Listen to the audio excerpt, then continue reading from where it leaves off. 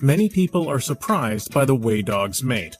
More often than not, intercourse between a female and a male dog turns into a rather scary scene. This is because something unique happens with dogs and other members of the canine family during mating. They appear to become stuck. In this video, we'll explain why this phenomenon happens, why dogs appear to be distressed by it, and whether you should intervene. Dog reproduction is a complex process that often begins with a courtship.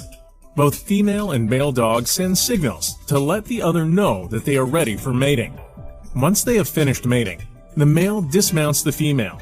This is quite usual, but the odd part only happens at the end of the mating session, when the male stands directly behind her and faces the other way.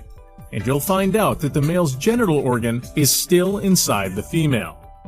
Getting stuck is a common, natural phenomenon, and the dog doesn't really have much of a choice about it. It is simply a stage of the breeding process, and is technically known as copulatory tie. And there is no defined time until when the dogs would remain in that awkward position. It may last up to an hour. Dogs get stuck to each other because there are multiple things happening while they are mating. To understand the full process, we first need to analyze the male canine's erectile tissue. All mammals' penises are equipped with two kinds of erectile tissue. One functions to get the penis stiffened, and the other fills the penis glands, which in turn swells the organ. For most mammals, the two tissues activate at once, but in dogs, the penis is stiffened before intercourse begins, and the penis doesn't really start swelling until he is safely inside her.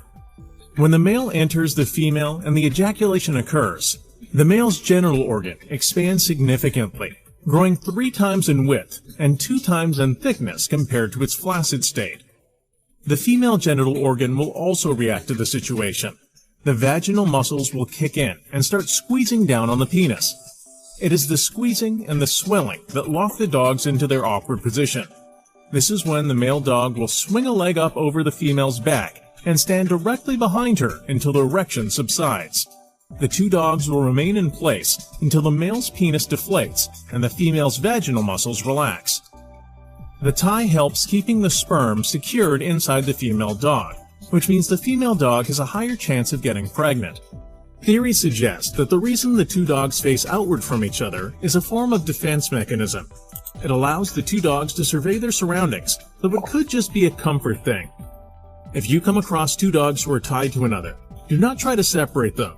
While the dogs often start whimpering, whining, or even barking, it's important to realize that this process is completely natural.